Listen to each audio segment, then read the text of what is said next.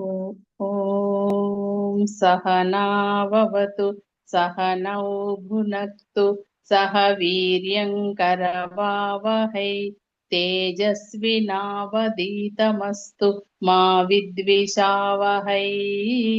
ఓం శాంతి శాంతి శాంతి. నమస్కారం అండి. ఓం నమస్తే అండి అందరికీ. ధన్యవాదాలు ఇందిరా గారు. నమస్తే. ఓకే. సో ఇప్పుడు మనము ఇది సౌండ్ నాది ఓకేనా? బాగానే వస్తుందా? బానే ఉంది, బానే. ఓకే. సో అయితే ఇప్పుడు మనము భాదిగణము చూస్తున్నాము.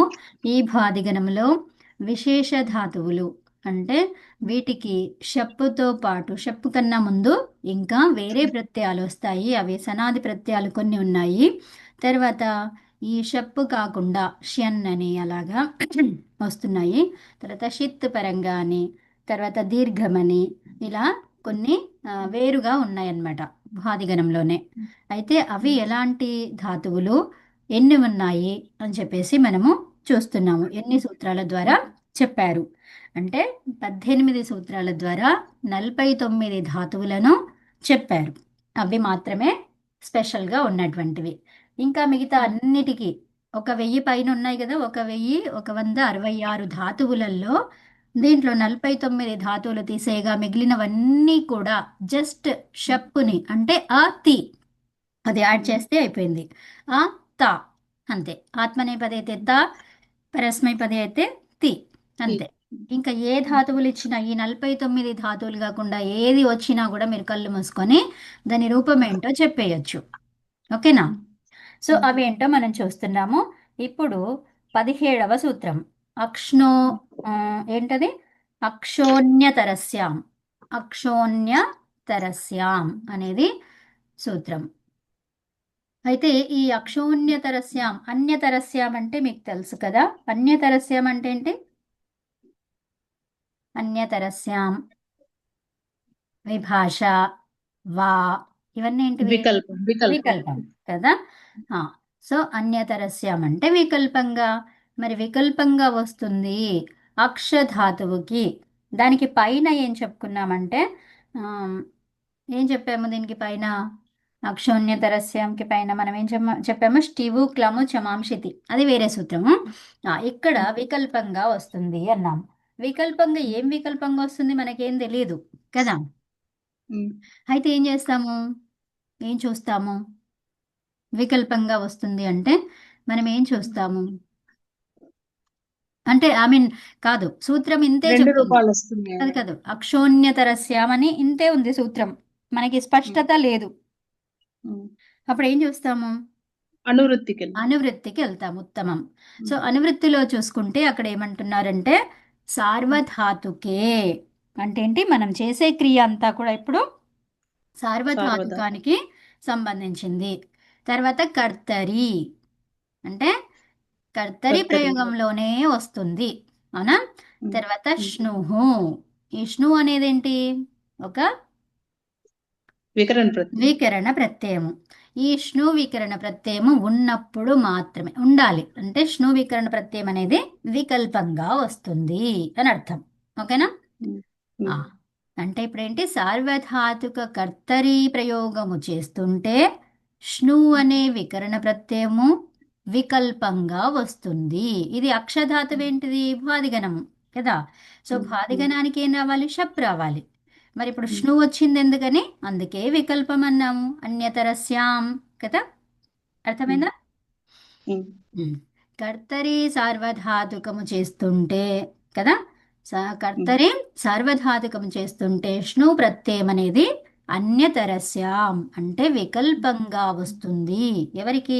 ఏ ధాతువుకి? అక్షధాతువుకి. ఉత్తమం. ఓకేనా? సో అదేంటో మనం ఇప్పుడు చూద్దాం, చూపిస్తాను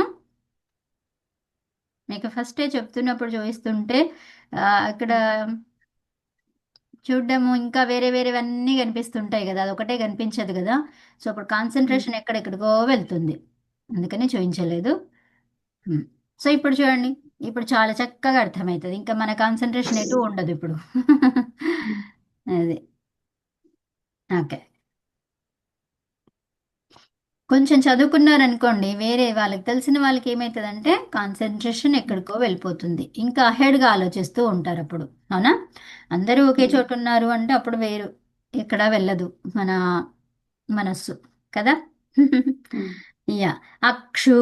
అక్షు అంటే ఏంటి? వ్యాప్తి, వ్యాపించడము అనే అర్థం అన్నమాట. అక్షు అంటే ఏంటి? అక్షు వ్యాప్తౌ. ఓకే. అక్షు వ్యాపించడం. వ్యాప్తౌ, వ్యాపించడం. ఇది భాదిగణ ధాతువు. ఇది భాదిగణస్య ధాతుః. అస్మాత్ ధాతోః కర్తరి షప్. కర్తరి షప్ అనేది రావాలి. ఇత్యనేన కర్తరి సార్వధాతుకే ప్రత్యయే పరే ఔత్సర్గిక రూపేణ షప్ ప్రత్యయే ప్రాప్తే వర్తమానకాలేన ఏముంది? తస్య అపవాద రూపేణ వికల్పేన. అర్థమవుతుందండి? అపవాదం. అర్థం. వికల్పంగా ఏమొస్తుంది? ష్ణు ప్రత్యయ స్లో. విధీయతే. ఓకే. ష్ణు ప్రత్యయస్య అభావే. అభావం అంటే ఏంటి? అది లేనప్పుడు పునః మళ్ళీ ఎప్పుడు వస్తుంది? ఔత్సర్గిక రూపము. అంటే ఔత్సర్గిక రూపం అంటే ఏంటి? మూల రూపము. ఓకే. మూల రూపంలో ఏముంది? ష్ణు అనే ధాతు ఉంది. అవునా? సో ఈ ష్ణు అనే ధాతువు ఏంటిది? భాదిగణము. కాబట్టి దానికి ఏం ఏం ప్రత్యయం వస్తుంది? షప్ ప్రత్యయము రావాలి కదా. అంటే ఔత్సర్గిక రూపంలో షప్ ప్రత్యయ విధానము జరుగుతుంది, భవతి, అవుతుంది. యథా అక్ష్ణోతి.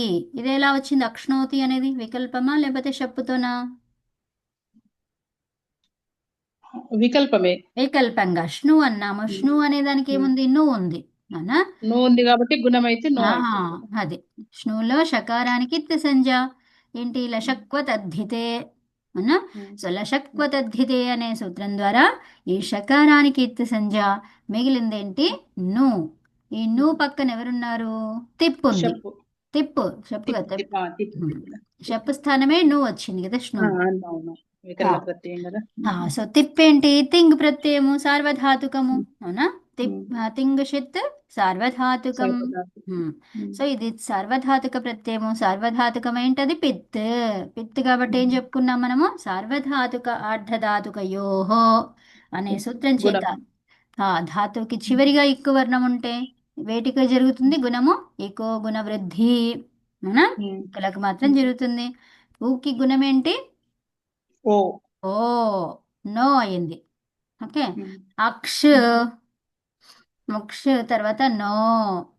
అక్ష నో తి. సో ఇప్పుడు నకారం కనిపిస్తుంది ఇక్కడ. అక్షాలో ఏమేమి ఉన్నాయి?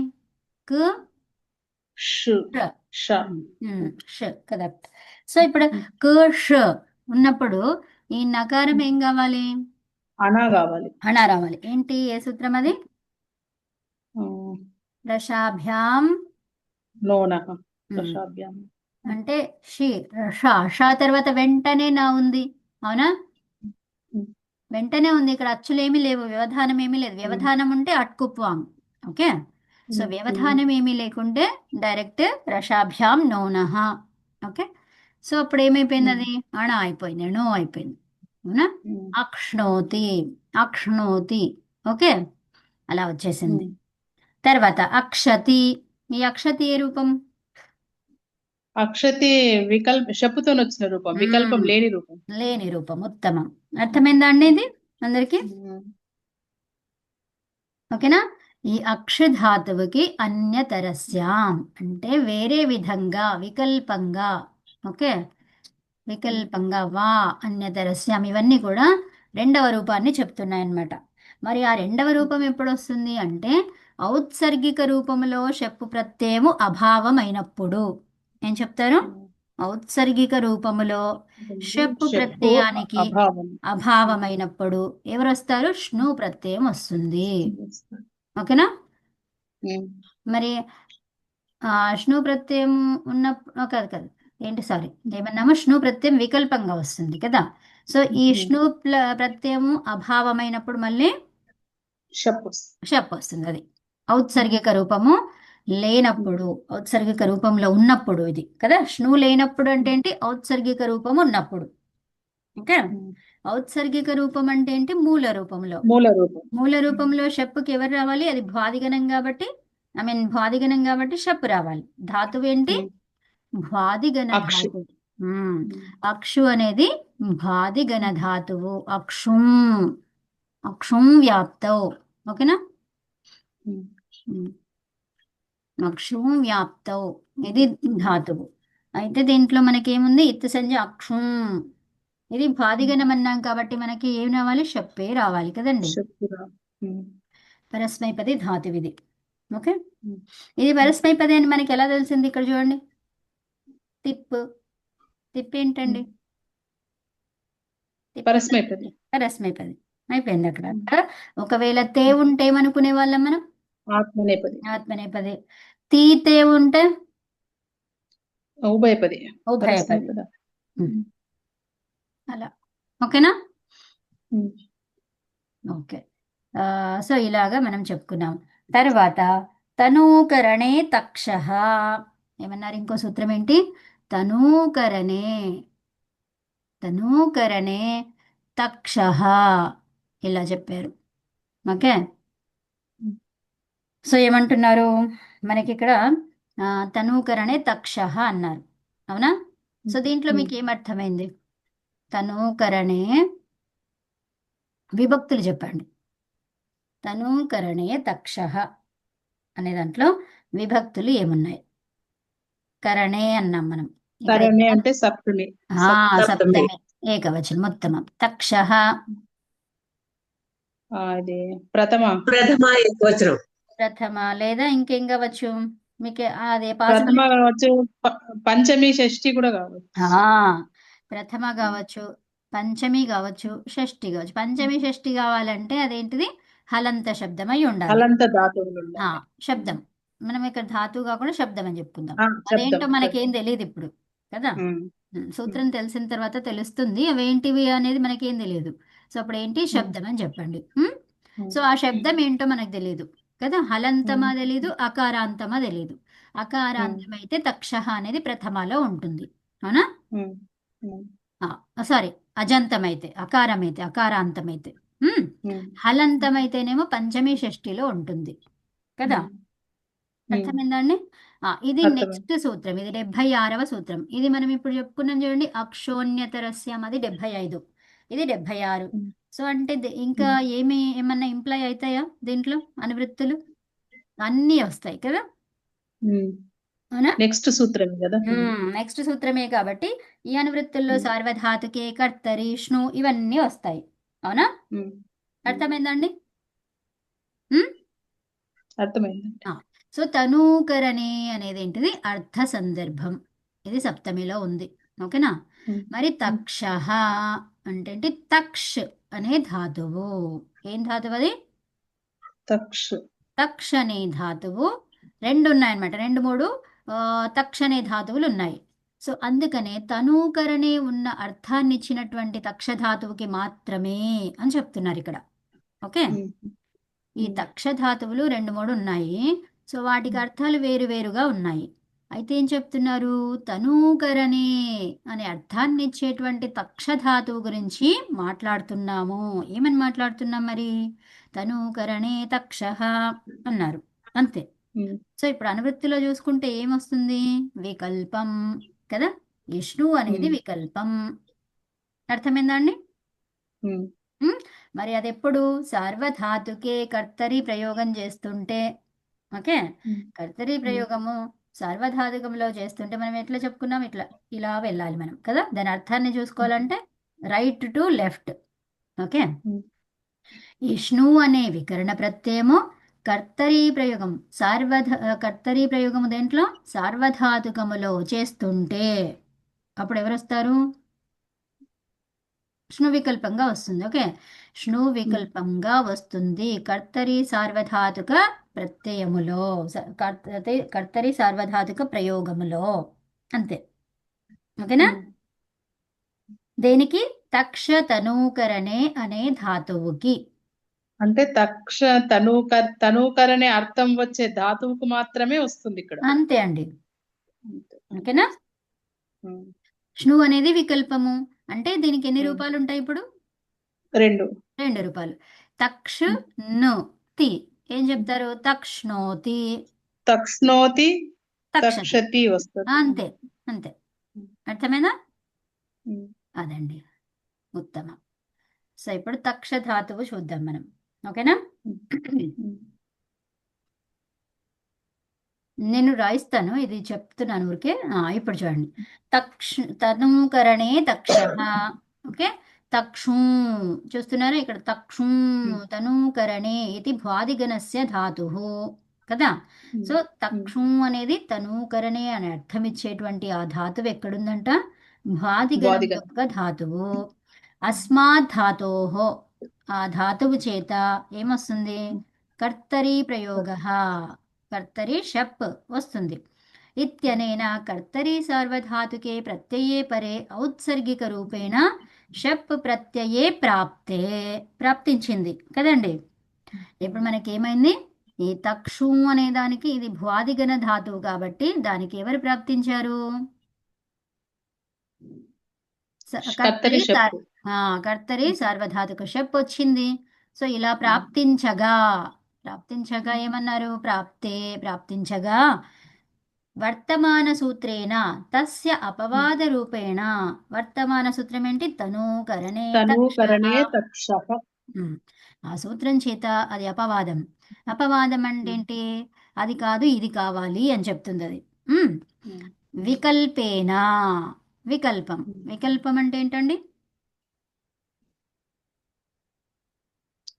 వికల్పం వికల్పం అంటే రెండు రూపాలు రావడం.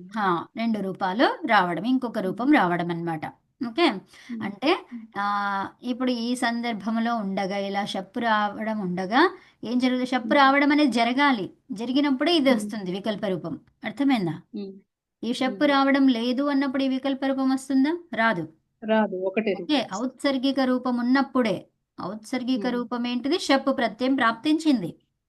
ఈ ఔత్సర్గిక రూపానికి షప్ అనేది ప్రాప్తించింది, అది ప్రాప్తించాలి. దాన్ని తీసేయడానికే ఇది వస్తుంది. అర్థమైందా? దీని పని ఏంటిది? తీసేయడమే, అది అపవాదం. ఓకే. సో అపవాదం చేయడం అంటే తీసేయడం. సో ఇప్పుడు వాద అంటే, వాద అంటే ఏంటిది? వద్ద ఎవరైతే చెప్తారో, ఓకే, ఏదైతే క్రియ ఉందో దానికి అపవాదము. వాదము అపవాదం. చెప్పడము ఇంకోటి ఏంటిది? దానికి అది కాదు అని చెప్పడం. అపవాదం అంటే ఇది కాదు అని చెప్పడం. ఓకే. కాదు అంటే ఏమైపోయింది? అది నిషేధం అయిపోయింది కదా. అది వచ్చిన దానిపైన ఇంకొకటి వచ్చింది, ఇది కూడా రావచ్చు అనే విషయం. అపవాదం అంటే ఏంటి? ఇక్కడ కూడా అనే అర్థాలన్నమాట. ఓకే. అర్థమైందా? చెప్పిన వాటి దానికంటే ఇంకోటి ఇది కూడా అని చెప్పడం. అపవాద రూపేణ వికల్పేన, వికల్పేన ష్ణుః ష్ణు ప్రత్యయ విధీయతే. ష్ణు ప్రత్యయస్య అభావే, అభావం అంటే ఏంటి? ష్ణు ప్రత్యయము లేనప్పుడు, దానిది లేనప్పుడు. అభావం అంటే ఏంటండి? ఉన్నది లేనప్పుడు. ఓకే. భావము అంటే ఉండడం. భావం అంటే ఏంటి? దాని యొక్క అదేదో ఒకటి ఉందని అక్కడ. అభావం అంటే ఏంటి? ఉన్నది లేకపోవడం. లేకపోవడం. ఉన్నది లేకపోవడం. లేకపోవడం అంటే అసలే లేకపోవడం అని కాదు. ఓకే. సో అందులో ఉండాల్సింది లేకపోవడం. ఓకే. అభావము చేత, అది లేకపోవడం చేత పునః ఔత్సర్గిక రూపేణ షప్ ప్రత్యయ విధానం భవతి. ఓకే. అప్పుడు ఏమొస్తుంది మరి? ఇది లేనప్పుడు ష్ణు ప్రత్యయం అభావమైనప్పుడు, భావము లేనప్పుడు దానికి అంటే ఏంటి? అది లేనప్పుడు, ష్ణు ప్రత్యయం అనేది లేనప్పుడు ఔత్సర్గిక రూపములో ఉన్నటువంటి షప్ ప్రత్యయం అనేది మళ్ళీ వస్తుంది. అర్థమైందా అండి? యథా తక్ష్ణోతి తక్షతి. ఓకేనా? సో ఇలాగా రూపాలు వస్తాయన్నమాట. अस्मिन् सूत्रे तनूकरणे इति उक्तमस्ति. अतः భ్వాదిగణస్య తక్షః త్వచనే. చూడండి, తక్ష త్వచనే ఈ ధాతువు ఉంది ఒకటి. ఏముంది? తక్ష త్వచనే. ఇప్పుడు ఈ సూత్రాన్ని, ఈ ధాతువుకి పనిచేస్తుందా అండి ఇది? ఆ సూత్రం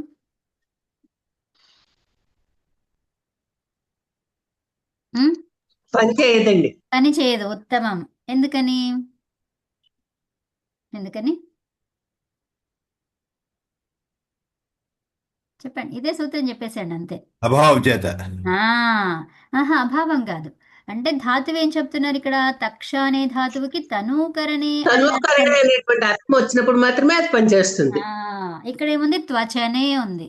సో రెండు ఉమ్, అర్థాలు ఒకటి కాదు కదా అన్నా, కాదండి. అందుకని ఉమ్, పని చేయదు అది. ఉత్తమం. అర్థమైందా ఇప్పుడు? ఉమ్? అర్థమైందండి. ఆ, సో ఇది దీనికి ఇంకా ఏమొస్తుంది మరి? దీనికి త్వచనేకి ఇది ఏంటి? షణు ప్రత్యయం వికల్పం అనేది రాదు అని చెప్పుకున్నాం కదా. సో మరి రానప్పుడు ఔత్సర్గిక రూపంలో షణు లేనప్పుడు ఏమన్నాము? అభావం చేత షప్ ఎవరు? అండి. షప్ వస్తుంది అంతే. తక్ష, ఉమ్. షప్, తర్వాత తి. ఏమైంది అది? షప్పులో ఆ మిగిలింది, తి మిగిలింది ఇక్కడ. సో తక్ష, దానికి ఇత్తు సంజలు చూడండి ఏమొస్తుంది? తక్ష. తక్ష. తర్వాత తక్ష ఆతి ఏమైంది అది? తక్షతి. తక్షతి. అంతే, అదొక్క రూపమే వస్తుంది. అర్థమైందండి? ఉమ్. సో ఇప్పుడు చూడండి, ఇప్పుడు వికరణ ప్రత్యయ అస్మిన్ సూత్రే తనూకరణే ఇది ఉక్తమస్తి. కాబట్టి అతః భాదిగణస్య తక్ష త్వచనే అస్య ధాతోః అయం వికరణ ప్రత్యయః న భవతి. అర్థమైందా? అయం అంటే ఈ వికరణ ప్రత్యయము. ఏ వికరణ ప్రత్యయం అంట? షణు అనే వికరణ ప్రత్యయము న భవతి. అర్థమైందా? కానీ వాదిగణంలో ఎందుకు స్నూ రావాలి? అందుకే అదే సూత్రం ఇచ్చారు కదా, సపరేట్ గా ఇచ్చారు కదా, అది రాదు కాబట్టి ఈ ధాతువుకి వస్తుంది అని చెప్పారు. ఓకేనా? ఓహో, అది వచ్చేది కాదు, అందుకనే ఇక్కడ వేరుగా ఉంది కాబట్టి. వాదిగణంలో ఇది స్ను వికరణ ప్రత్యయం రాదు కాబట్టి ఈ సూత్ర ప్రకారము ఈ వాదిగణ ధాతువుకు తక్ష ధాతువుకు వస్తుంది అని చెప్పడం అన్నట్టు. అంతే. అది కరెక్ట్. తక్షు తనూకరణే అనే ధాతువుకి కదా. ఓకే. తర్వాత అతః అందువల్ల ఏంటి? తక్షత్వచనే ధాతోః కర్తరి షప్ ఇత్యనేన కర్తరి సార్వధాతుకే ప్రత్యయే పరే ఔత్సర్గిక రూపేణ షప్ ప్రత్యయః ఏవ విధీయతే. ఓకే, అదొక్కటి మాత్రమే ఉపయోగించబడుతుంది, విధించబడుతుంది. విధీయతే విధించబడుతుంది.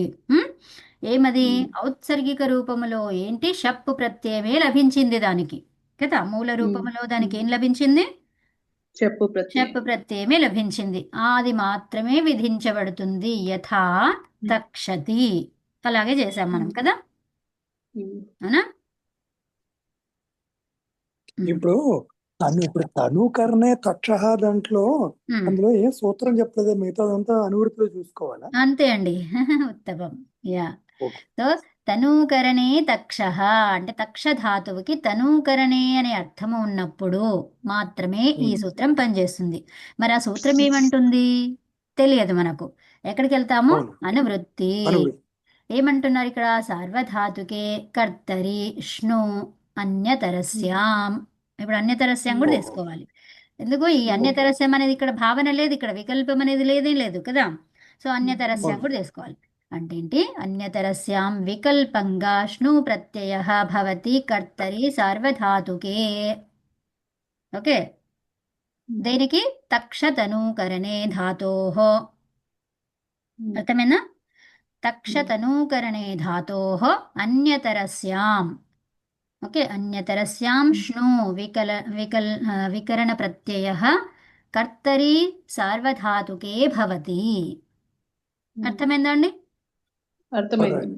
మనం ఎలా తీసుకోవాలి? మొత్తము రైట్ టు లెఫ్ట్ తీసుకుంటే అయిపోయింది మన ఆన్సర్. ఓకే, తక్షతనూకరణే ధాతోః ఆ ధాతువుకి, అన్యతరస్యాం ధాతోః అంటే ఏంటి? రెండు, అవునా? విసర్గ వచ్చింది ఇక్కడ. ధాతోః ఏది ఏ విభక్తిలో ఉంది అది? ధాతు. ధాతు అనేది శబ్దం ఇది. షష్ఠి పంచమి రెండిట్లో ఒకటే, ఏకవచనమే. ఓకే, సో ధాతోః అనేది ఏంటి? గురోః. గురు గురోః పంచమి షష్ఠిలో ఉంటుంది ఉకార ధాతువుకి. ఓకే, సో అప్పుడు ఏమైంది? అది ఏది కావచ్చు? ఆ ధాతువు చేత ఏం తీసుకుంటాం ఇక్కడ? ఆ ధాతువుని తీసేయట్లేదు కదా, ధాతువు నుంచుతున్నాము. సో కాబట్టి ఏం తీసుకుంటాం ఇక్కడ? ధాతువు వలన, ఆ ధాతువు వలన, వలన కంటే ఇవన్నీ ఒకటే. ఓకే, పంచమి అర్థాలు తీసుకోవాలి. ఓకే. ఉమ్. సో పంచమి అర్థాలు తీసుకుంటే ఏమొస్తుంది మనకి? ధాతువు కంటే, ధాతువు వలన, అలా ఎవరైనా ఏదైనా తీసుకోవచ్చు అక్కడ. సో దాని చేత, దాని వలన ఏమైతుంది? తక్షు తనూకరణే ఆ ధాతువు ఉండడం వలన అన్యతరస్యాం వికల్పంగా స్ను ప్రత్యయ భవతి. కదా భవతి?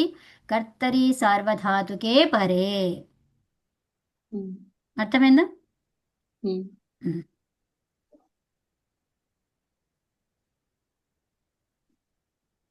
పరే అని చెప్పకూడదు. కర్తరి సార్వధాతుకం అంటే ఉమ్. కర్తరి సార్వధాతుకం అంటే తింగ. అంతే అంతే, తింగ ప్రత్యయం. ఓకే. ఓకే. సో తింగ ప్రత్యయం ఇక్కడ ఉంటుంది కాబట్టి నేను పరే అన్నాను. పరే అంటే పూర్వంలో ఇక్కడ వస్తుంది, అవునా? ఉమ్. ఉమ్. ఉమ్. ఇప్పుడు పరహ అన్నాను అనుకోండి, ఇక్కడ వచ్చేది. తిరిగి తర్వాత వచ్చేది, కానీ అది రాంగ్ అయిపోయేది. ఎందుకు? తింగ ప్రత్యయమే పదానికి అంతం, ఉమ్. అవునా?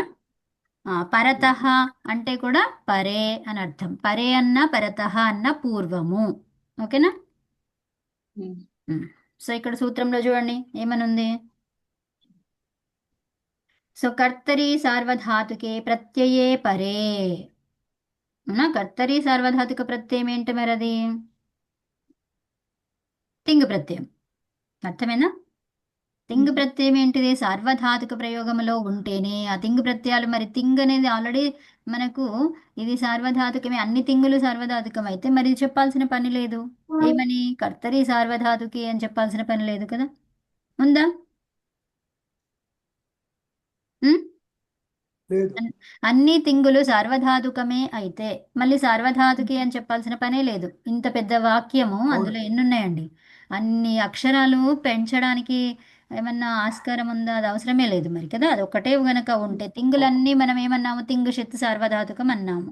సో మరి ఆ తింగ్ అనేది సార్వధాతుకమే అయితే, అన్ని తింగులు సార్వధాతుకాలే అయితే ఇది సార్వధాతుకి అని చెప్పాల్సిన పని లేదు. ఈ కర్తరి ప్రయోగం సార్వధాతుకే. అవునా? అన్ని తింగులు సార్వధాతుకాలే, కరెక్టే. కానీ మళ్ళీ ఏమైపోయింది? ఒక ఫస్ట్ సామాన్య సూత్రం చెప్తారు, ఆ సామాన్యానికి ఇంకా వేరే వస్తుంటాయి కదా, అవునా? సో అలా ఏమైపోయింది? ఫస్ట్ పరస్మై పదం, లహ పరస్మై పదం అన్నారు. ఏమన్నారు? ఆ పరస్మై పదాలు మొత్తం 18 ప్రత్యయాలకి పరస్మై పదం అని పేరు వచ్చింది. ఆ తర్వాత ఏమన్నారు? తంగానావాత్మనే పదం, ఆత్మనే పదాన్ని విడదీశారు. మళ్ళీ తర్వాత కర్తరి, శేషాత్ కర్తరి పరస్మై పదం అన్నారు. మళ్ళీ 9కి పరస్మై పదం అని చెప్పారు, అవునా? అంటే ఫైనల్ గా మనం ఏమర్థం చేసుకోవాలి? ఆ 9 మాత్రమే పరస్మై పదం, మళ్ళీ లహ పరస్మై పదం 18కి చెప్పారు కదా అని అంటే మళ్ళీ మనము ఇక ఇవన్నీ చెప్పుకోవాల్సి వస్తుంది, పొరపాటు అయిపోతుంది అక్కడ. కరెక్టే, అది స్టేట్మెంట్ కరెక్టే. ఇంకా తర్వాత కూడా చెప్పారు కదా, ఆ విషయాలు కూడా మనం చూడాలి, అవునా? సో అట్లాగే తింగులన్నీ కూడా ఏమన్నారు? సార్వధాతుకం. షిత్తులన్నీ కూడా సార్వధాతుకం అని పేరు పెట్టేశారు. తర్వాత ఈ 4 లకారాలలో ఉన్న తింగులు మాత్రమే సార్వధాతుకం. అర్థమైందా? ఎందుకంటే ఇక్కడ వికరణ ప్రత్యయాలు వేరే వస్తున్నాయి. ఏమొచ్చింది? స్ను వచ్చింది, అవునా? ఈ స్ను వచ్చేసి ఏం చేసింది? ఇక్కడ ఉకారం ఉంది. ఇక్కు వర్ణాలు ఉన్నప్పుడు మళ్ళీ మనం దాన్ని సార్వధాతుకం లాగానే తీసుకుంటాం. ఇప్పుడు ఇది మొత్తాన్ని తీసుకున్నప్పుడు అది ఆర్ధధాతుకం అయిపోయింది. ఆర్ధధాతుకమైందా? కాలేదు, షిత్ ఉంది ఇక్కడ, ఉన్న సార్వధాతుకమే అది కూడా. అర్థమైందా? సో ఇప్పుడు ఈ వికరణ ప్రత్యయాలన్నీ కూడా వచ్చేవి దేనికి వస్తాయి? సార్వధాతుక లకారాలకు వస్తాయి. ఇప్పుడు నేను తీ రాశాను, తిప్పు రాశాను, ఇక్కడ స్యా అన్నాను. ఈ స్యా ఏంటి? వికరణ ప్రత్యయమా, గణ వికరణ ప్రత్యయమా, ధాతు గణ వికరణ ప్రత్యయమా? అది కాదు, కాదండి. అది ఈ స్యా ఎప్పుడు వస్తుంది? రెట్ లకారానికి వస్తుంది. అంటే లకార వికరణ ప్రత్యయం ఇది. ఏ వికరణ ప్రత్యయం అది? లకార వికరణ ప్రత్యయం, ఉత్తమం. సో ఇప్పుడు నేను షప్పు, షిత్,ష్నా ఇవన్నీ చెప్పాను అనుకోండి. సో అవన్నీ ఏంటివి? ఇవన్నీ సార్వధాతుక వికరణ ప్రత్యయ. ఓకేనా? అవి సార్వధాతుక వికరణ ప్రత్యయాలు, సార్వధాతుక గణ వికరణ ప్రత్యయాలు ఇవి. ఓకే, గణ వికరణ ప్రత్యయాలు ఇవేంటి? ఆర్ధధాతుక వికరణ ప్రత్యయాలు, లకార వికరణ ప్రత్యయాలు. ఓకే, ఆర్ధధాతుక అని చెప్పొచ్చు. ఆల్రెడీ లకార అనేది వికరణ ప్రత్యయం. మ్మ్. ఇలా చెప్పొచ్చు, జస్ట్ వికరణ ప్రత్యయం అని చెప్పొచ్చు. మరి దేనికి? లట్ లకారానికి వికరణ ప్రత్యయము కదా, లకారానికి అని చెప్పుకుంటున్నాం ఇక్కడ, అవునా? ఆర్ధధాతుక అని చెప్పొచ్చండి. ఆర్ధధాతుక వికరణం. లట్ ఏంటిది? ఆర్ధధాతుకం. ఆర్ధధాతుకం అదే. ఓకే, ఉమ్. సో అలా అన్నమాట. ఉమ్. అందుకని ఇక్కడ స్యా ఉంది, తర్వాత చంగ్ ఉంది కదా, ఉమ్. చంగ్. ఉమ్. వీటిల్లో ఏమవుతుంది? ఇక్కడ గుణం వచ్చేది లేదు ఇంకా. ఇప్పుడు నీకు లేదు. సార్వధాతుక అర్ధధాతుకలు దేనికోసము? గుణాల కోసము, ఇట్ ఆగమాని కోసము. అర్థమైందా? ఉమ్. ఇడాగమం కోసం. ఉమ్. ఇప్పుడు స్యా ఉమ్. అనేది ఏంటిది? ఇది ఆర్ధధాతుకం. అర్థమైందా? అది లకార వికరణ ప్రత్యయం. సో ఇప్పుడు ఇది మొత్తం గ్రూప్ గా చేసేసుకున్నాం ఇప్పుడు మనం. అర్థమైందా? ఉమ్. ఉమ్. ఇప్పుడు స్యా తర్వాత తి రెండు కలుపుకొని ఇది ఒక ప్రత్యయం అని చెప్పుకున్నాం. ఆర్ధధాతుక ప్రత్యయం ఇప్పుడు ఇది. ఓకే, సో ఆర్ధధాతుకం కాబట్టి ఇక్కడ ఏమైంది? ఆర్ధధాతుక సేడ్ వలాదేహే వలాదేహే. ఇట్టాగమం వచ్చింది. ఓకే, ఉమ్. ఈ స్యా అనేది వికరణ ప్రత్యయం కదా, ఉమ్. అవును. ఐ మీన్ ఆర్ధధాతుకం కదా ఇది, అవునా? ఆర్ధధాతుకము లకార వికరణం. సో కాబట్టి ఆర్ధధాతుకం, అది తింగ్ కాదు, షిత్ కాదు, కాబట్టి ఆర్ధధాతుకం అన్నాము. ఆర్ధధాతుకం అన్నాం కాబట్టి ఇడాగమం వచ్చింది. ఉమ్. ఓకే, ఆర్ధధాతుక సేడ్ బలాదేహే. ఇప్పుడు ఈ లెట్ అనేది ఆర్ధధాతుకమే, కాకపోతే ఈ స్యా రానే రాదు. ఇప్పుడు అర్థమైందా? లెట్ అనేది ఆర్ధధాతుకం అనేది. అర్థమైంది.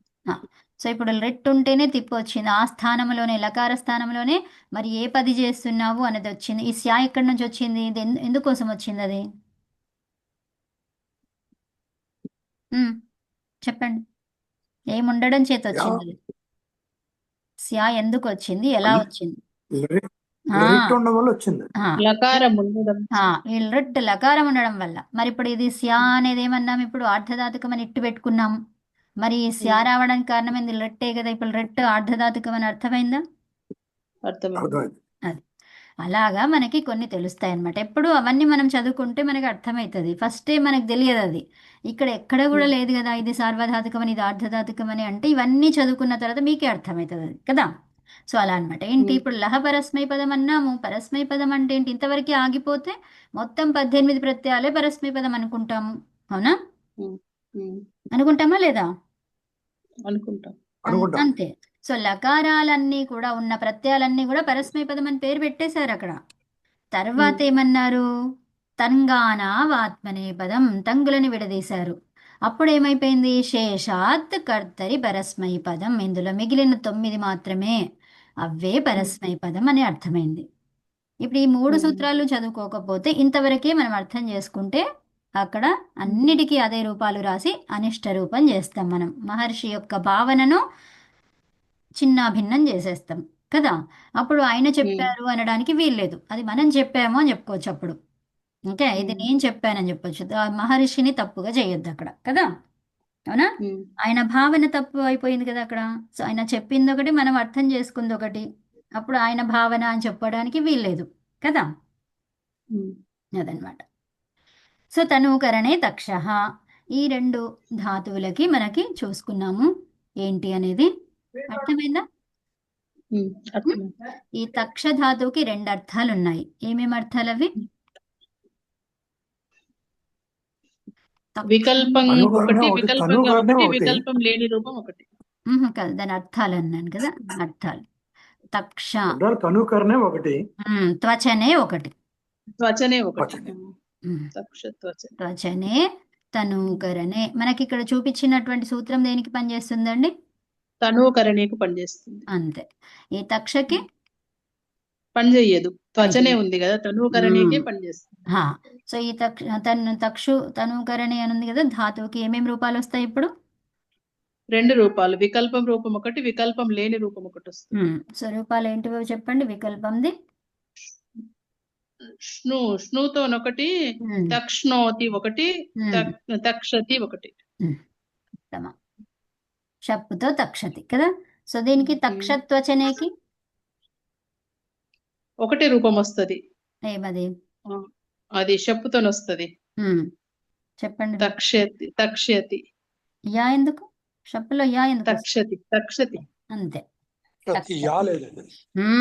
అంతే. సో తక్షతి అని చెప్పారనుకోండి, సో అప్పుడు మనకి ఇది కూడా కావచ్చు, ఇది కూడా కావచ్చు, అవునా? ఇది వచ్చింది అంటే ఇంకో వికల్ప రూపం కూడా ఉందని చెప్పుకుంటాం మనం, అవునా? అది లేదు, ఇది ఒకటే రూపం అంటే తక్షత్వచనే. ఓకేనా? అదండి. సో వాటికి అర్థాలు ఏంటో మళ్ళీ చూడండి. సో ఇప్పుడు చెప్తాను, రాసుకోండి. తక్షు తనూకరణే. తనూకరణే అంటే ఏంటిది? తేజోవంతం తను చేయడం, తేజోవంతము చేయడం. తక్ష్ణోతి, ఇది తక్షు తనూకరణే తక్ష్ణోతి. ఇప్పుడు నేను తక్ష్ణోతి అంటే మీకు అర్థం కావాలి ఇప్పుడు ఇక, కదా? అర్థమైపోయింది కదా? అర్థమైందండి. వీటికి అర్థాలు ఏంటివి? తీక్షణం చేయడం, తేజోవంతం చేయడం. తీక్షణం, తేజోవంతం.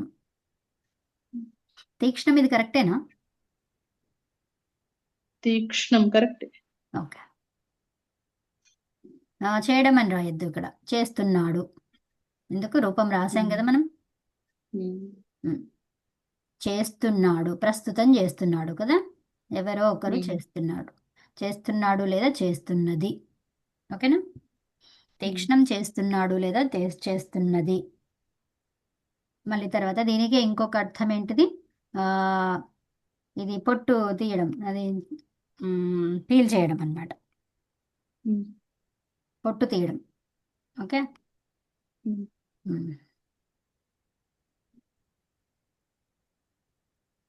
తర్వాత ఇంకో దానికి రాసుకోండి. త్వచనే. త్వచనే ఉంది కదా, తక్షతి. ఇది ఒకటే రూపం ఉంది, తక్షతి. దీనికి ఏం రాస్తారు? త్వచనే. తక్ష త్వచనే. ధాతువుని కూడా రాసుకోండి, తక్ష త్వచనే. దీనికేంటి? తక్షతి. ఈ అర్థంలో ఏం చెప్పుకున్నాము? ఆచ్ఛాదితం చేయడం. ఆచ్ఛాదితం అంటే ఏంటిది? మూయడం, కప్పడం, అలాంటివి. ఓకే. తర్వాత గ్రహించడం కూడా అర్థం ఉంది. గ్రహిస్తున్నాడు. మాకు రాయించారు ఈ ధాతువు. అవును. సో గ్రహిస్తున్నాడు. తర్వాత కవర్ అంటే ఏం చెప్పుకున్నాం మనం? మూయడం, మూయడమే. మోస్తున్నాడు.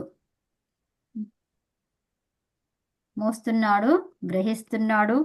తర్వాత కప్పుతున్నాడు. కప్పుతున్నాడు, కప్పడం. కప్పుతున్నాడు.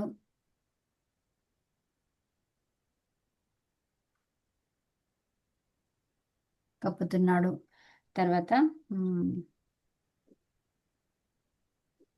అంటే మనం తక్ష త్వచనే తనూకరణే రెండు చెప్పాలా? అవసరం లేదు. ఇప్పుడు తనూకరణే తక్ష అనే దానికి వికల్ప రూపం వస్తుంది ష్ణు ప్రత్యయం ద్వారా. ఓకే. మరి అది ఎందుకు అన్నారు? తక్ష తనూకరణే ఎందుకు చెప్తున్నావు నువ్వు అంటే, తక్షధాతువు ఇంకొకటి కూడా ఉంది నాయన, దానికి త్వచ అనే అర్థం ఇస్తుంది, అప్పుడు ఈ సూత్రం పనిచెయ్యదు అని చెప్పడానికి. అంటే ఇప్పుడు తక్ష అనేవి రెండు ధాతువులు అంటారు. అవునండి. ఇప్పుడు మీకు ఇక్కడ మన అనుబంధాన్ని తీసేస్తే ఇత్తి